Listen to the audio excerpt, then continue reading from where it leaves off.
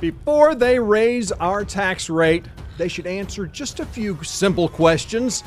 It's time for some straight talk, McLendon-Chisholm. I'm Bunker Bob Steinhagen, and this is the Bunker Bob Show.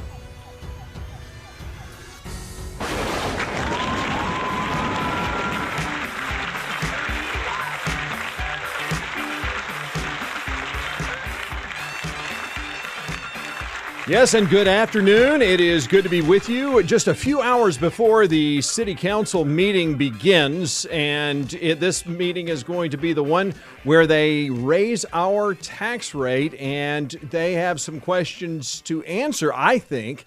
And that's what this show is today about. I'm going to give you a few very simple questions to ask your city council, the people that you elected. And as I've said time and again, we deserve the government that we elect. And so this is, of course, no exception. The questions that I have are very simple and straightforward, and they are questions that any city council person, any mayor should be able to answer very easily and very quickly. Yesterday, on yesterday's show, if you saw it, you saw that their presentation that they're going to be giving you tonight, if you attend the meeting or if you watch online, if they broadcast, that presentation is nothing more than a sales pitch that provides no real answers, no numbers, and gives you a lot of warm and fuzzy feelings, but the kind of things that conservatives want to know, nothing will be answered in that presentation. So I thought it would be wise, if you're going to be attending tonight's city council meeting, heck, why not give you a little bit of ammunition to go in there and ask questions during citizen comments. The state of Texas has just passed a law just a couple of months ago, and it was enacted immediately, that requires every city to allow citizens to speak before city council meetings. So it's no longer up to whether or not the city council wants you to speak. It is now law. So you have a right to go and stand before your city council and ask questions. Obviously, if you're a conservative, then you're going to be respectful. Conservatives know how to be respectful. Conservatives don't disrupt proceedings, the current council member Trudy Wozner did when I was mayor. She disrupted one of our meetings and actually had to be asked to leave the meeting. But we don't want to see that. Obviously, conservatives don't do that. That's what leftists and liberals do. So that's what I'm hoping, is that you will be able to come before City Council tonight, ask these very simple questions, and hopefully maybe even get an answer or two. So why don't we begin with the first question, which is a very simple one. Why does the city need more money next year when next year's budgeted expenses are lower than last year? If you look at this budget, and this is the bottom line at the 2020 proposed budget, and you compare that budget to last year's, what you'll see is that the total expenditures are actually less than last year. So the question is, and then of course, if we look at the surplus that they're budgeting in, it begs the question, why is it necessary to raise our taxes? This is something that every citizen should get an answer to, don't you think? It's a very simple question, but I don't think that the answers that they give you will be satisfactory, because in my opinion, they won't be giving you any answers. So let's just move on to question number 2. What's your plan to get those in the unincorporated area of the fire district to begin contributing to their fire safety? Of course, this has been something that I have banged the drum on since I was on council, before I was on council.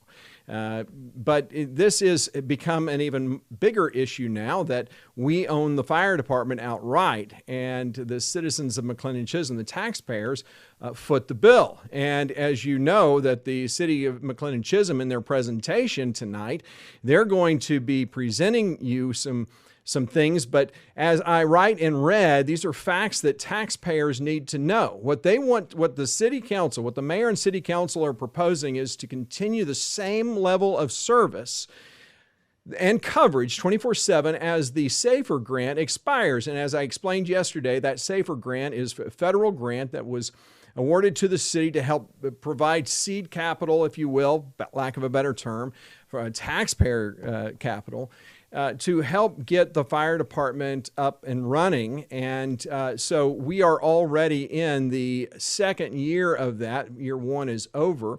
And as you consider the fact that we have 2 fire chiefs, which for a city of 2,500 people begs the question, why? And then you have 3 shifts of 2 full-time firefighters per shift. And of course, as I spoke about yesterday, when I was mayor and when I was proposing putting the city into the fire business, I emphasized the fact that I did not believe that it was good for the city to try and hire full-time employees. It'd be far better to get part-time firefighters from other fire departments, because all firefighters work 1 day on and 2 days off. That's why all firefighters have a second job. And there's a ton of firefighters that would jump at the opportunity to work part-time for a city like ours. And the great thing for our city, in addition to the fact that we wouldn't have to pay benefits and retirement and all the things that we are now having to pay, is the experience that these firefighters would bring to our city, not to mention the fact that the city of McLendon-Chisholm would not have to train these individuals, because these other major fire departments, they're already doing all of that training. But that, of course, wasn't my call. Herman Larkin was on the city council back then. He was, of course, the treasurer of the volunteer fire department, and wanted to do whatever they could do to keep the jobs of those volunteer firefighters, keep them on salary, because as Mr. Larkin and Mr. Bloom and and Mayor Short believe, it's the government's job to provide jobs. Of course, that's not the position that I hold. I do not believe government's role is to provide jobs. Of course, I'm a conservative, so that's the fundamental difference. But this is what we have. And so we have 3 shifts, and then, of course, we have some paid volunteers. It's my understanding that one of those shifts is being manned by not volunteers, but those part-time type workers, off-duty firefighters, as I had recommended that the entire fire department have. The bigger question is, why do we have 2 chiefs? Obviously, that's another question you could ask. By the way, it's not one of the ones that I'm suggesting, but I would ask that question: why do we have 2 chiefs in a city like ours? But the big question is, in addition to this point, is how much is all of this going to cost? And what is your plan, as I said, to get those in the unincorporated area to pay for their fire service? Because if we look at the fire district, this is the map that was put together by the McLendon-Chisholm Volunteer Fire Department, you'll see that the city of McLendon-Chisholm makes up just 10.3 square miles, or basically 1/3 of the total fire district. And so the real question is, those who live in the unincorporated area contribute absolutely nothing to their fire protection. We are the ones who are funding and providing their fire service. And shouldn't that stop? And shouldn't we begin charging for those services? The problem is, the city, not only has the city council, not only do they not have a plan for what to do with those in the unincorporated area and trying to get them to contribute to their own fire safety, but they've not even had a discussion about it during city council meetings. Here's another great question that you could ask. It's not one of them, but why is it that the city of McLendon-Chisholm, after spending $6,000 on audiovisual equipment so that we could broadcast live city council meetings, why is it that many of the budget meetings, including an 8-hour, what they called a city council retreat, was not broadcast nor recorded? Why is it? Why is that? These are fundamental questions that I guess I'm not alone, I don't think, in my concern about the lack of transparency that this city council is showing to us. But let's move on to question number 3, and that is, how many calls does the fire department respond to per year? And does it justify having a 24/7 level of service? That obviously was misspelled. I am an Aggie after all, so I get a little bit of a pass on that. That's the great thing about being an Aggie. You make a mistake, you say something stupid, you just say, hey, I'm an Aggie, and everybody forgives you for that. So I thank you for your forgiveness on that. The one thing that I pointed out yesterday, this is a chart that I created when I was mayor, and what I did was I contacted the Rockwall County Sheriff's Dispatch. I did not rely on what the volunteer fire department gave us, the numbers that they gave us, and I would not rely today on what the fire chief gives us as far as numbers. And the reason for that is the dispatch log that comes out from the sheriff's department, it shows that McLendon-Chisholm, it refers to a lot of the houses that are in the unincorporated area of the fire district as being part of McLendon-Chisholm. And so the reports that are being created by our current fire chief are saying that there are this many calls inside the city of McLendon-Chisholm when in fact they're outside of the city of McLendon-Chisholm. And what's interesting is the chief is refusing to release his data for what he says is privacy matters. The problem is Texas Open Records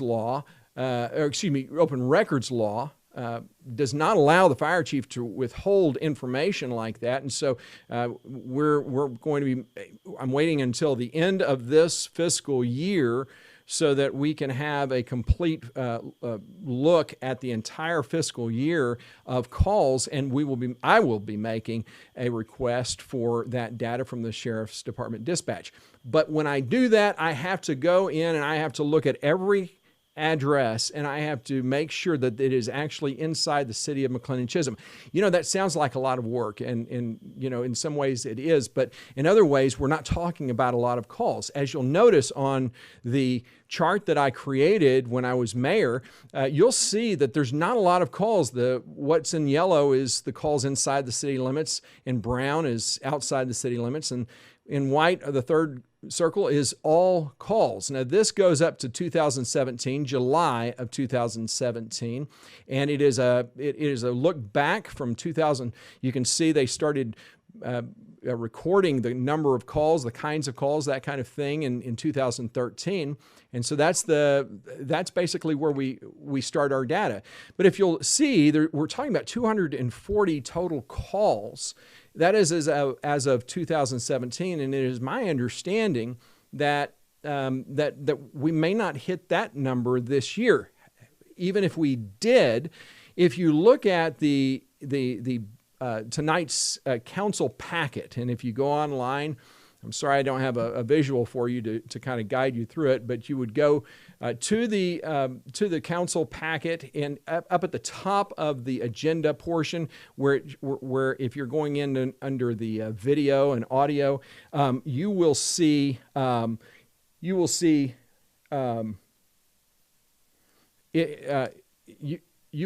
yes, we are live. Okay.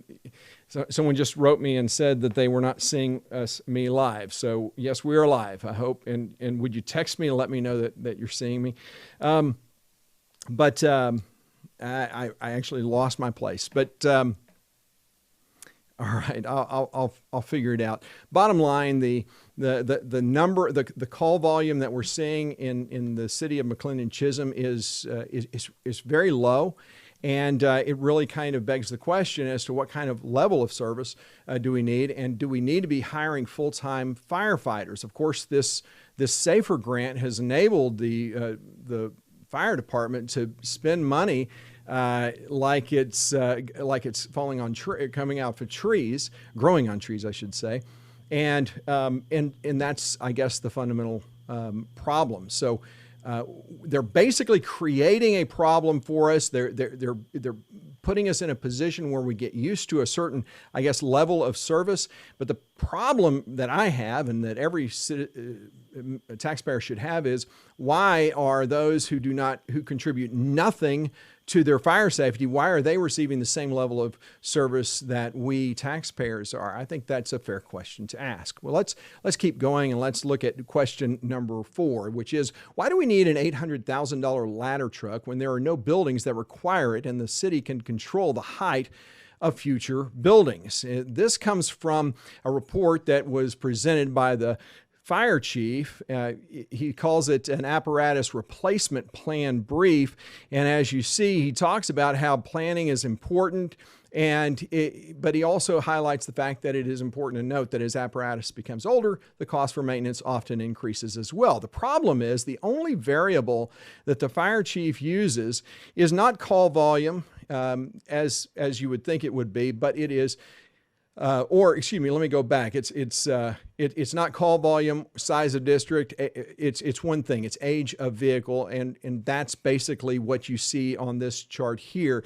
If you see the capital replacement fund for major equipment vehicles as needed, that red box underneath there shows the current equipment that the McLendon-Chisholm Fire Rescue owns. And this equipment, understand, was purchased by the fire chief.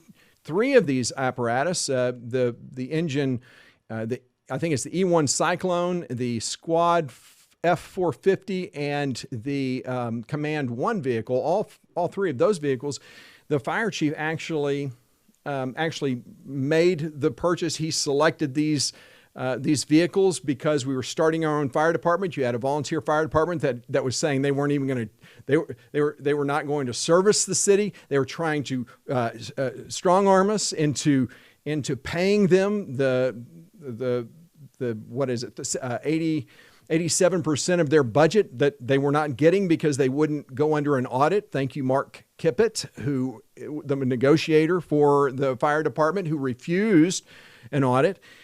And so it forced our hand to start our own fire department, which we did. And the fire apparatus that you see there, the fire chief now says are all obsolete, that we need to change these out. And he has a 10-year replacement plan for doing that. But the big question is how much. And these are questions that the fire chief really has not asked yet.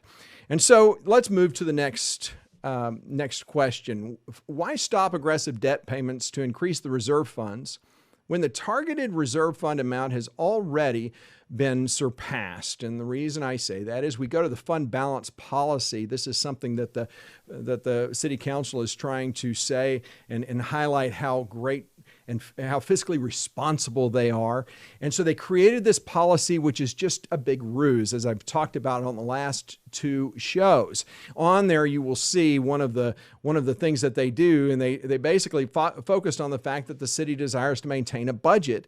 And if you look at what they're trying to do, if you see there, to get 60% of the current revenue, or of the current budget would amount to $592,800. So when I say current budget, I mean the current proposed budget for next year. So that's how much we would need to have in reserve if we wanted to have a reserve of 60%. Of course, they also highlight the fact that they want to have a fund balance equal to 40 to 60% of the annual budget. And they consider that less than 40% be cause for concern barring unusual deliberate circumstances. In the event that the assigned or unassigned fund balance is calculated to be less than the policy stipulates, the city shall plan to adjust budgeted resources in subsequent fiscal years to restore the balance. But the big point and the kicker of all of this, and why I made the question the way I did, is this next point from the city itself, from the city administrator, which is that there's $665,284 as of July 31st. So that indicates that we have more than enough in the revenue in the reserve fund for the city of McLendon-Chisholm. So then it begs my question, right? Why do you need more money? Well, we go back, and of course, what they're saying in the fund balance policy is the purpose of the policy is to ensure that we can provide for a prompt response to unforeseen economic uncertainty, unexpected situations such as a natural disaster. And let me just highlight something I highlighted on 2 shows ago, that if we have a natural disaster, there's not a city in the nation that can handle the calamity. That's why you have FEMA. If we have a natural disaster in the city of McLendon-Chisholm, I don't care what your reserve is, it won't even scratch the surface. So this, again, is smoke and mirrors, as I continue to argue. And so they want to have this reserve fund to sustain operability in case the worst happens. Well, the question that I asked, because fundamentally, when I was mayor, if we wanted or we needed to use money from the reserve fund, what would happen if, in this case, where something has already been designated to a certain fund, what would happen if the city did have this calamity occur where they needed money? Well, how would they do that? Well, they answer that question that the council gets to determine the specific purpose, but commitments may be changed or lifted by the council taking the same formal action. In other words, the council gets to vote on it just as they did before. What they're trying to do is create the perception that the council is acting fiscally responsibly. The problem is they have more than enough reserve funds, and that's going to be important.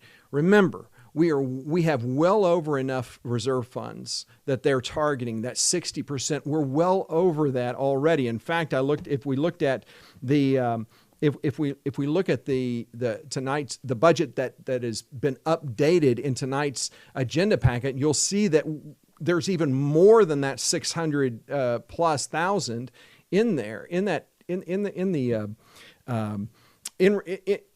not in reserve, but in a surplus. So we're well above it, but they're saying we need more. We need more. Well, let's go to the next question.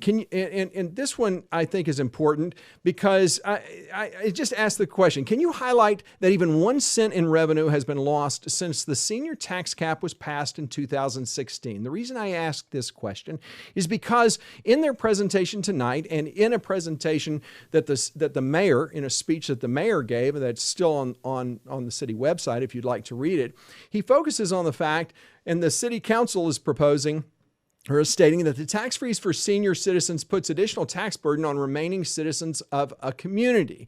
And that, of course, is simply not true. In fact, since 2016, when I proposed the senior tax cap, when I led the council to vote in favor of it, and we voted unanimously to adopt the senior tax cap, seniors have paid the exact same amount of taxes that every other citizen has paid. The reason why is because taxes haven't gone up, they've gone down. This is the first time that the city council wants to raise your taxes, and they're using seniors as an excuse to try and do it. Deplorable. Despicable, actually. It's not deplorable. I shouldn't use deplorable because, goodness, I'm a deplorable, right? I'm a conservative. Hillary Clinton calls us deplorables. No, these are not deplorables. They don't get that moniker. They get despicable. Or actually, I'm going to use the Mark Kippett word, reprehensible. That's something that he called Scott Turnbull at the last city council meeting when Scott spoke during citizen comments to say that this budget is a joke, and that I do not be surprised if the citizens revolt and do another tax rollback. Mark Kippett didn't like that. Okay, I got that. Someone's recommending that I do a recap of all of the questions at the end of the show. I'll do that. Okay, so number 7, does smaller lot size or more business really lower the tax rate? Well, this comes from the presentation that you're going to get tonight, and it says, in order to maintain our unique 1.5 acre minimum lot size and quiet open spaces requires an additional tax burden when compared to smaller lot size communities. smaller lot size communities. I wonder, like who? Like Royce City or Fate or Heath, Rockwall? I mean, Royce City, when you compare their population and everything to us, or Fate or Heath or Rockwall, there's your comparison right there. Royce City, Fate, Heath, and Rockwall, they all have one thing in common, and that is that they all have small lots as part of their community. And the other thing is, every one of them has businesses galore. In fact, Royce City just got the new Buc-ee's, right? You haven't been to the new Buc-ee's, you ought to try it out. I love Buc-ee's. So love that Royce City has got a Buc-ee's. I think it's hilarious that Royce City gets absolutely no tax revenue from Buc-ee's. I think that is, to me, the best thing I've heard, because Janet Nickel, the mayor of Royce City, in my opinion, is as liberal as the day is long. And she makes a lot of promises, just like, I don't know, Gary Moody, one of her best friends, our former mayor here in McLendon-Chisholm, used to make. The fact of the matter is, we have just as we do not need, I will just say, we do not need more government. See, when the presentation tonight says that in order to do this, we need if we want to maintain our quiet spaces, our big lot sizes, then we're going to need to pay more. That's the problem. It's just not true. It's only true if you want more government. Hence, we have a big government city council.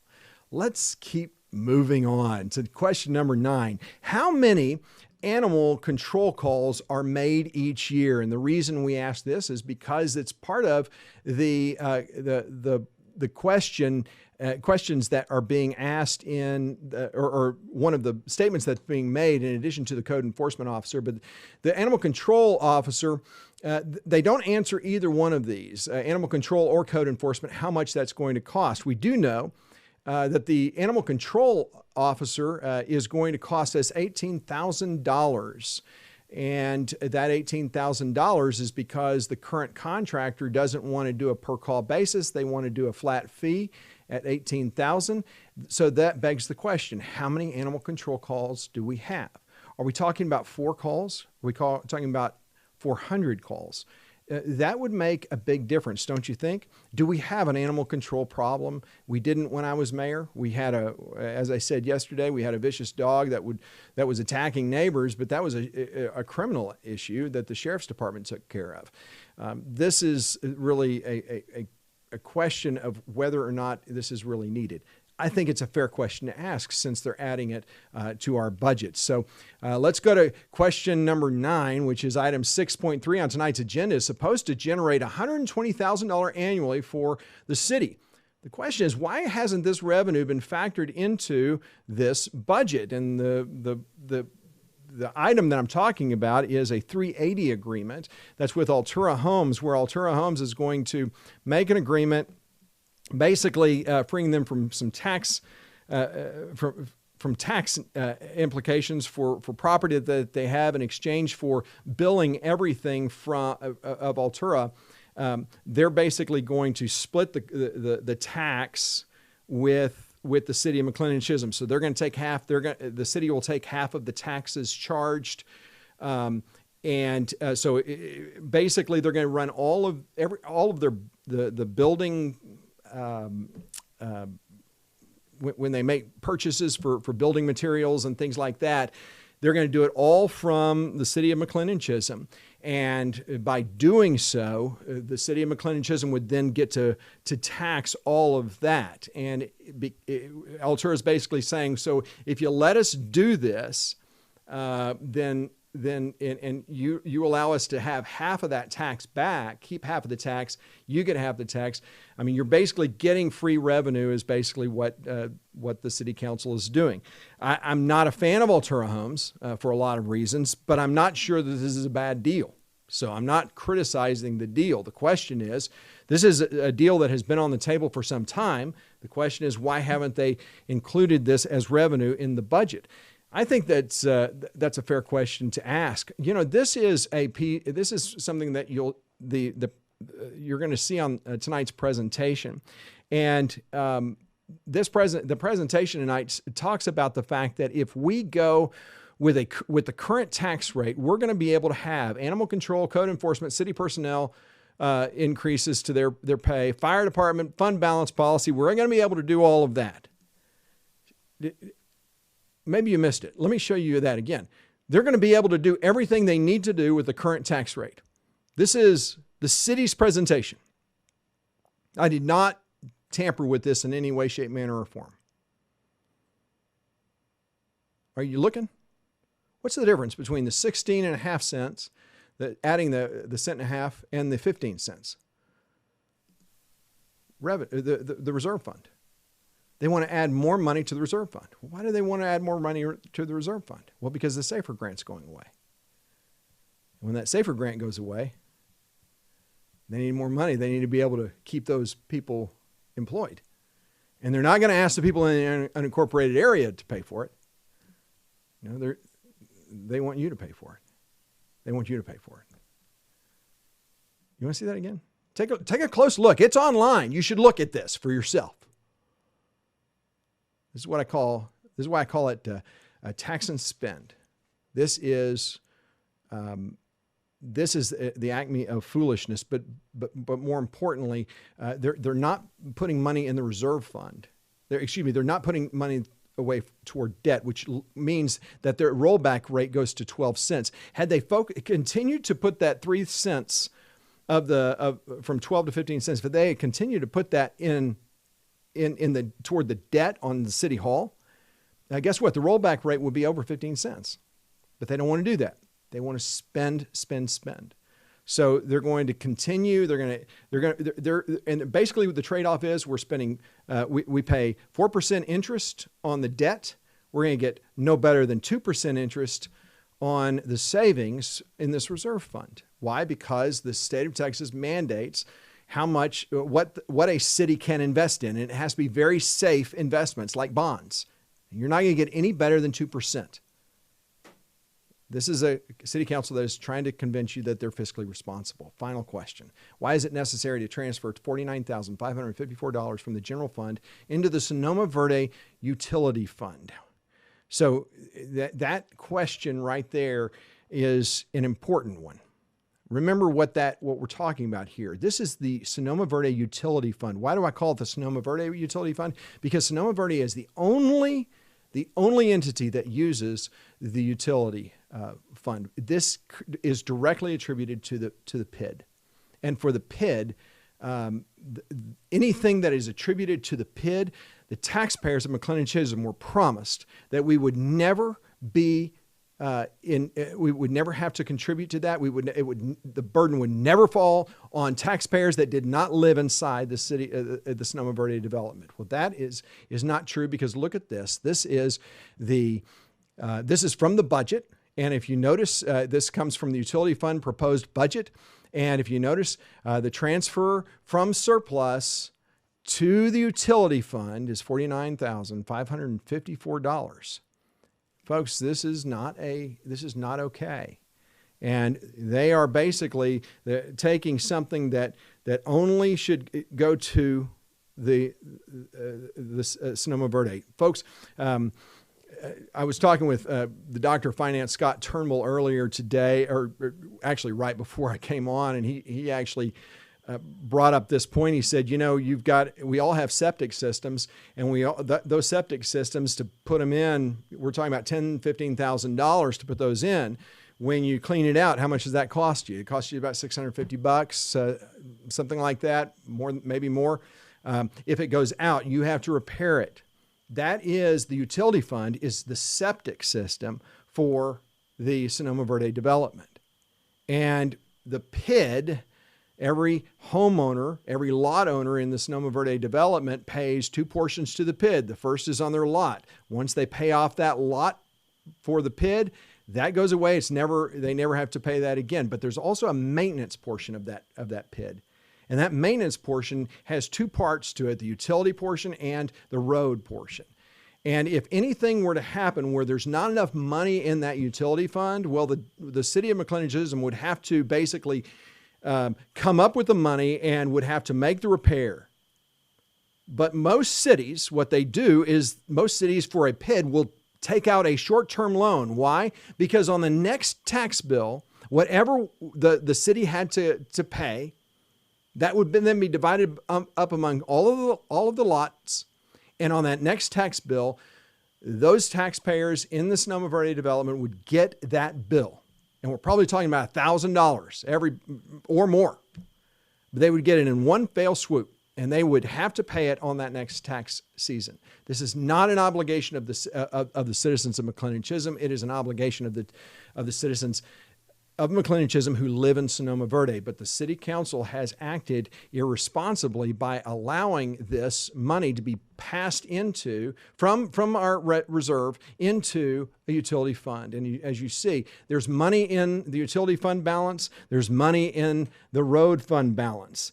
And the utility fund is currently funded by sewer bills. So when you pay your sewer bill, that is how that fund is. That's how that fund is paid. One of the interesting things that Scott and I were talking about earlier today was we were looking at there are charts that are in the agenda packet, and you'll notice that the utility fund is not going up. That's generally what you want to see.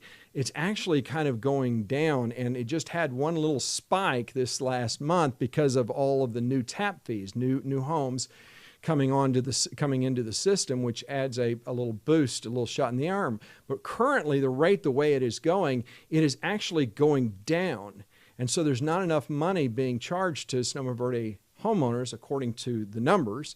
And the city council, instead of dealing with that, they want to basically move money over because they don't want to raise the sewer rate. Essentially, they don't want to raise the sewer rate on homeowners in Sonoma Verde. After all, they're voters too, right? And the mayor is a homeowner in Sonoma Verde.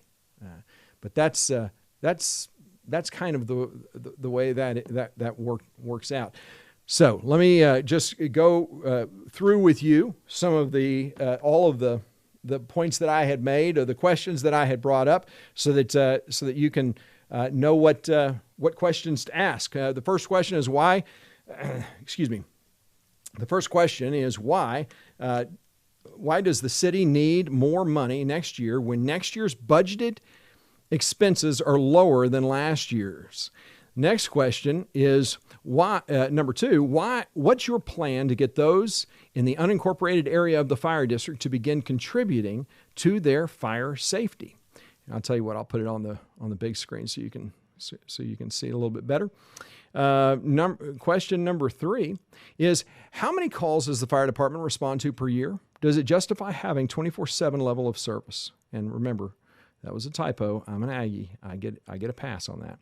Number four, why do we need an $800,000 ladder truck when there are no buildings that require it and the city can control the height of future buildings? And I believe that we currently have a code that restricts the height.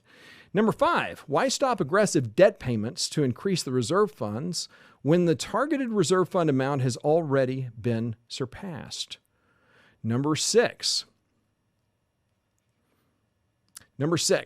can you highlight that even 1 cent in revenue has been lost since the senior tax cap was passed in 2016? How about number seven? Does smaller lot size or more businesses really lower the tax rate?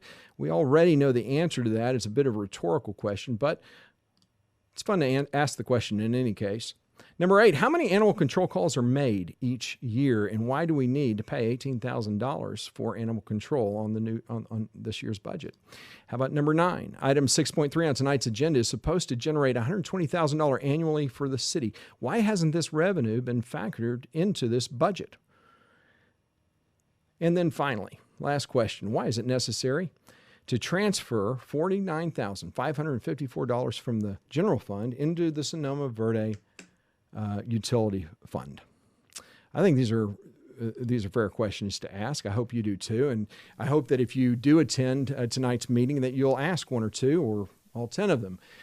We need courage in McLendon-Chisholm. We need people to stand up and speak out and say, we've had enough of big government, and we realize that there are some in our city who move in from out of state, the East Coast liberals like the Kippets, the California liberals like William Dahl. They want bigger government, but it is not the kind of community that I want to live in. And I think that most people who move to McLendon-Chisholm, even those in Sonoma Verde, enjoy the rural atmosphere, enjoy the wide open spaces, and enjoy the low tax rate. Why do we have to be like everyone else? That's the big question. Why can't we be different? And I hope that you agree with me, and I hope that I'll be able to see you on the next show. If this has been helpful to you, be sure to hit like on the show if it's good for you. And don't forget to subscribe, because that's the best way that you're going to be able to find out if I'm broadcasting live and if I broadcast a show, so that you can be kept up to date on what's going on. So I hope that you show up at City Council meeting tonight. And if not, then we'll sure make you aware of what transpired and what your tax rate looks like, and honestly, what the next steps are and how a tax rollback campaign works. So I've already done one of them, by the way. I led the last one with Wayne Orchard. It was very successful, and it's not reprehensible to talk about a tax rollback when citizens, when you have a tax and spend city council who are being counseled by people like the Kippets and former Mayor Donegan and Moody, people who have done everything they can to do everything against the people of McLendon-Chisholm for their own self-interest. This is got to stop. You're the only one that can make this happen. It's going to be a lot easier tonight if you go out there and tell these people to stop what they're doing and act like actual fiscal conservatives for a change. So that's the mandate. I hope that you'll take me up on the challenge, and if not, we'll be looking at a tax rollback fight, I suspect. And so we'll give you updates on that. So until then, this is Bunker Bob Steinhagen, and we will see you next time. Have a great day. Bye-bye.